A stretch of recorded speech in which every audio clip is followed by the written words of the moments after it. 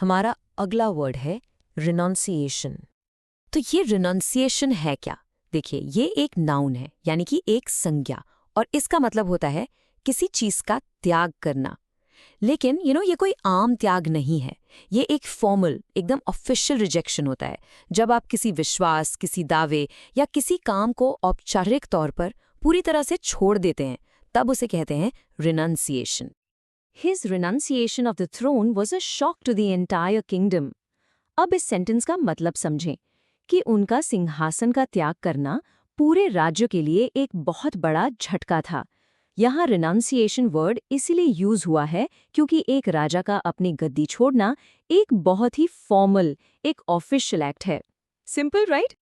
The treaty required the renunciation of all territorial claims. चलिए एक और एग्जाम्पल देखते हैं। इसका मतलब है संधि यानी ट्रीटी के लिए ज़रूरी था कि सभी टेरिटोरियल क्लेम्स यानी ज़मीन पर किए गए दावों का त्याग किया जाए।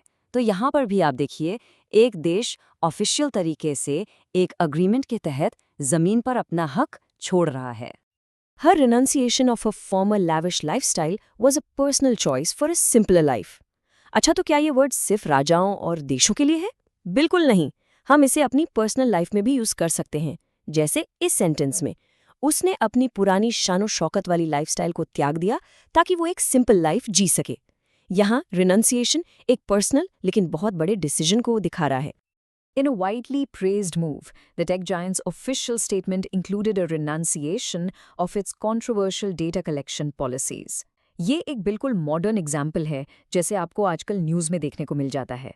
मतलब ये कि एक टेक कंपनी ने अपने ऑफिशियल स्टेटमेंट में ये अनाउंस किया कि वो अपने कंट्रोवर्शियल डेटा कलेक्शन पॉलिसीज़ को छोड़ रही है, उसका त्याग कर रही है। तो एक कंपनी जब सबके सामने अपनी पॉलिसी रिजेक्ट करती है, उसे भी हम रिनंसिएशन कहते हैं। क्लियर है ना?